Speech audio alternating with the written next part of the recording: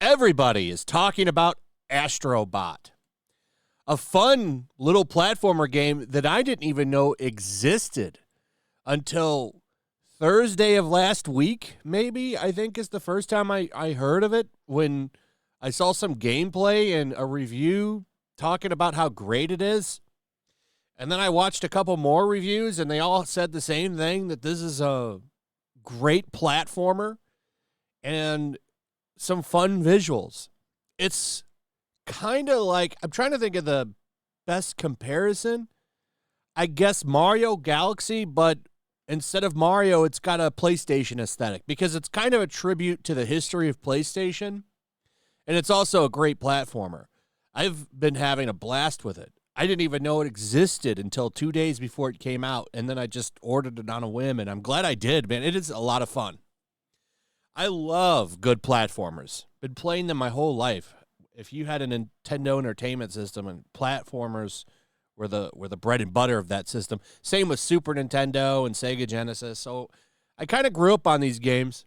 So I always love playing a good one. And it's a shame because you don't get a lot of games like this anymore, as everything kind of skews towards live service shooters.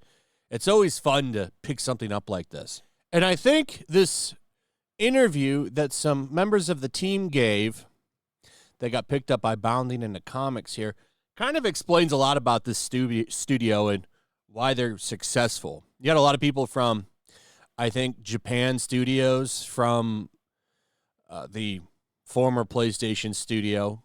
It was just called Japan Studios.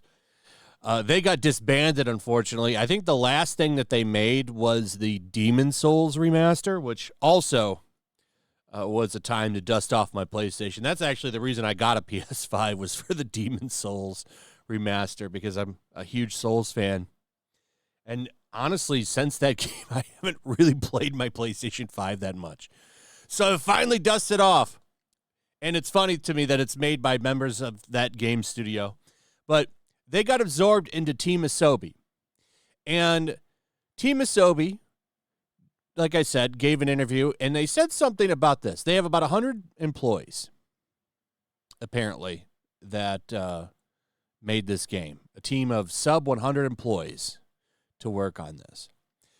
But they dropped this, talking about the kinds of people they hire, and the kind of atmosphere that they want at their studio.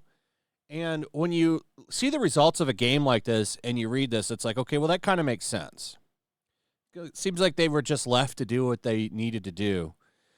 But they said this: when we do interviews, we check first for whether they know our games and are genuinely interested, and not just in the product itself, but also the soul behind it. He further explained, because if you're able to relate to the game and to the consumer, and if you care about how the user will feel when they're playing, then it's likely that you will care about how the people around you feel every day, right? That's an important conversation we have when we hire, he concluded. Besides the skills, it's also about the attitude and the fit within the team. Sometimes that means it takes us a long time, and our interview process can be tough.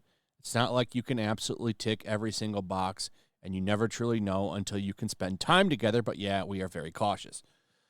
So they bring in the right people, and people that have the right attitude. They don't bring in people, it sounds like, that have certain modern attitudes, and it kind of helped put a good game together. But there's something to be said here about looking for the right qualified person that a lot of these outlets, I don't think, really do anymore. It seems like a lot of people want to hire popular modern checkboxes, and you see how well that's worked out for a lot of other companies. But the game is doing well. I think it probably is. It's at least sold out in Japan, apparently. I hope this game does well. I would like more games like this, because we've gotten some really good platformers in the past that never got sequels because they just don't sell very well. A really good example is Rayman Legends, which is a fantastic game, probably one of my favorite platformers, side-scrolling platformers of all time. Rayman Origins and Rayman Legends are fantastic games, and they got shelved. We have not, I think there was one for mobile phones, but who gives a shit about mobile phone gaming? They have not made a console PC Rayman 2D side-scroller since Legends, like with traditional controls, and it sucks because those games were amazing, and they've instead decided to develop bullshit like Star Wars Outlaws and 35,000 Assassin's Creed games, while those just sit in obscurity. And it's because they didn't sell enough. They didn't make enough money, which is wild to me because you would think a game like Rayman would be relatively cheap to make compared to some of these other games. But anyway, I think this game is kind of broken game journalists. This is from The Gamer. I'm worried the robot in Astro Bot isn't attractive enough for me to enjoy. So the games that have come out this year, a couple of them have failed spectacularly. Some of them have been hot sellers, like Steller Blade, for example. That game sold very well. And The Gamer was very upset about that. They wrote several articles telling you why you shouldn't buy that game, why it's problematic that the lead female character is sexy, because, you know, we got to make sure the male gaze doesn't break out again. That cannot be a reason to buy a game. There was a meltdown over this game. And it was also a good game, despite the aesthetics. It was also a good game, and it did well, and it frustrated them.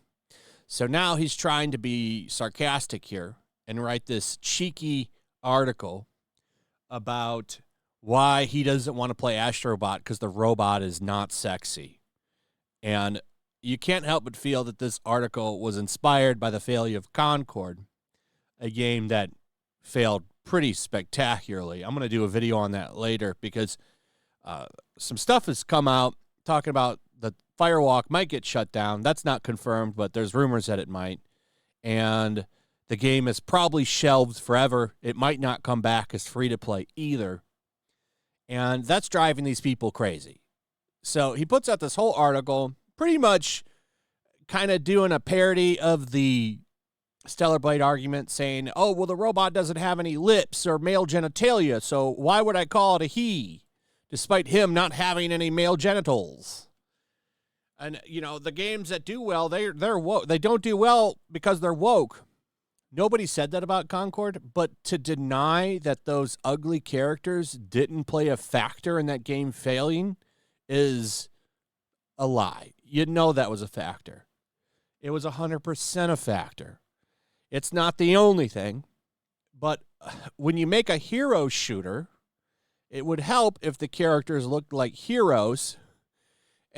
And it also would help if they looked like heroes and, you know, had the typical superhero type of style body, like a Greek god or goddess. Those things would have helped.